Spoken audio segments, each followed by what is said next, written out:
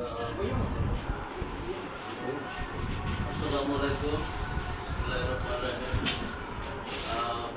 প্রথমে ধন্যবাদ জানাই সাত নম্বর ইউনিয়নের আমার ইউনিয়ন, আমি গর্ব করে বলি আমার ইউনিয়নের তরুণ চেয়ারম্যান, তরুণদের অহংকার।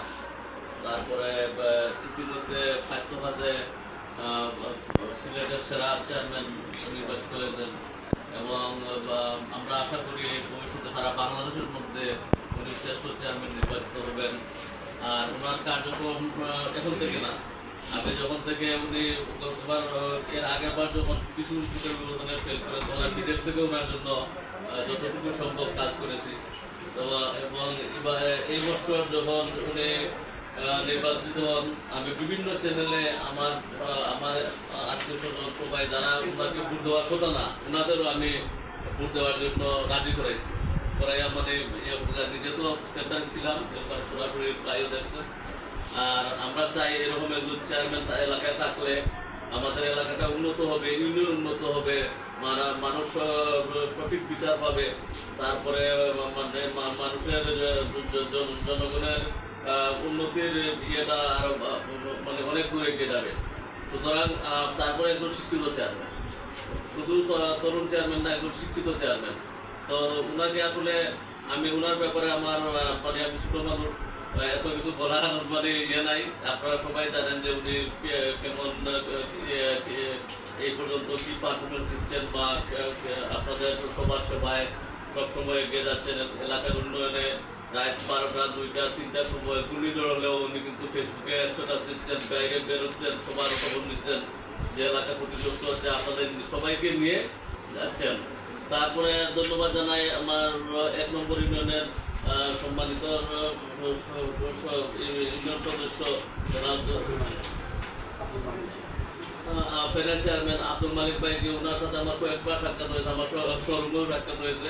সুতরাং ওনাকে ভালো করে চিনি, উনি একজন ভালো মানুষ। আর 1 নম্বর ইউনিয়নের মানে মেম্বার নির্বাচিত হওয়া মানে অনেক কিছু কিন্তু। তারপরে প্যানেল চেয়ারম্যান, আর চেয়ারম্যানের সাথে মানে একত্র কাজ করতেছেন।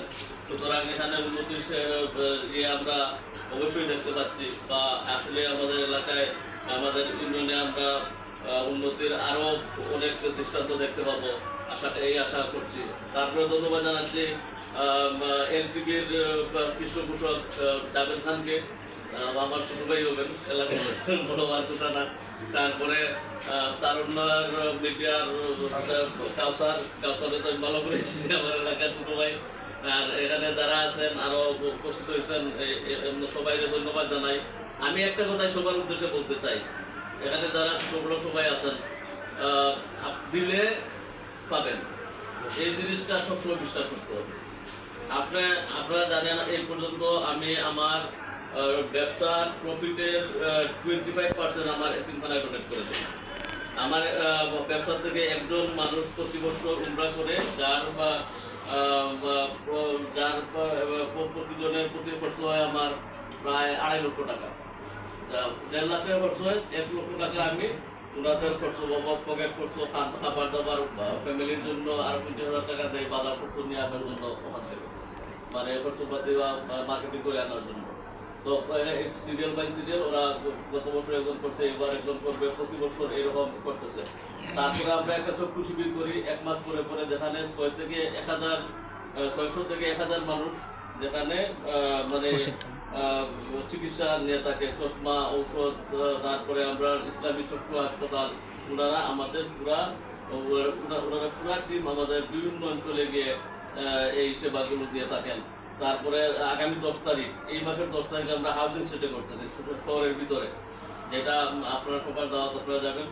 আর এখানে মানে আমাদের মেয়র সাহেব থাকবেন প্রধান অতিথি হিসেবে। সুতরাং এখানে এটা আসলে আমাদের এলাকায় বলবো, আমার না, আমি এলাকার সন্তান হিসাবে এই জিনিসটা আমি শহরের ভিতর করতে পারতেছি, এটা লক্ষ্মণাবনবাসীর একটা গৌরব। এটা আমি মুক্তিদের গৌরব না, আমি অহংকার করে চলি না। আমার চলাফেরা এইরকম ছোটবেলার থেকে, অনেকে মনে করতে পারেন আমি এক সময় বাদাম বিক্রি করছি, বাদাম বিক্রি করে লেখাপড়া করতে চালিয়েছি। আমি ক্লাস করতাম, ক্লাস করে ক্লাসের ফাঁকে যখন ক্লাস বিক্রি হতো বাদাম বিক্রি করলাম, 4 রুপিতে চাকরি করছে, করে লেখাপড়া করছে। চুকের বাজার থেকে আমি আটকে আম্বরখান থেকে 5 টাকা কষ্ট হবে যেখানে সিএনজি ভাড়া, এই কষ্টটা বাঁচানোর জন্য আমি আটকে আম্বরখানা থেকে চুকের বাজার ঢুকেছি এই 5 টাকার জন্য। কিন্তু আজকে আমি হয়তো অনেকে ইয়ে করতেছি, এটা আমি অহংকার করি না, এটা আমি আল্লাহ আমার রাখতেছেন। আর আমি সব সময় চিন্তা করি যে দিলে পাওয়া যায়, আমি এই চিন্তায় সবসময় মানে এই ইন্টেনশন নিয়ে আমি কাজ করি। আমার কাজের মূল ইন্টেনশন হইলো দিলে পাবো। আমি সবসময় ব্যবসায় ইনভেস্ট করি, ব্যবসায় টাকা স্পেন্ড করি, বিভিন্ন এডে আমি টাকা স্পেন্ড করি, বিভিন্ন প্রতিষ্ঠানে টাকা স্পেন্ড করি। তারপরে যেই আসুক আমার এখানে আসলে আশা করি খালি হাতে ফিরে যায় না, এটা সবাই জানে। আমি যতটুকু সম্ভব দেওয়ার চেষ্টা করি। আর অনেকে আছে আমার মনে করেন যারা হয়তো আমার কাছে যায় নাই, ওরা আমার ব্যাপারে অনেক কিছু বলতে পারে। আমি সবাইকে বলবো, আপনারা যে কোনো ইয়েতে আমার কাছে যাওয়ার পরে আমার উপর 2টা কথা বললেন, তখন গিয়ে আমার এই জিনিসটা আসলে আপনাদের ভিতরে আর ওইরকম হয়তো থাকবে না। আর আমি এরকম মানুষ না।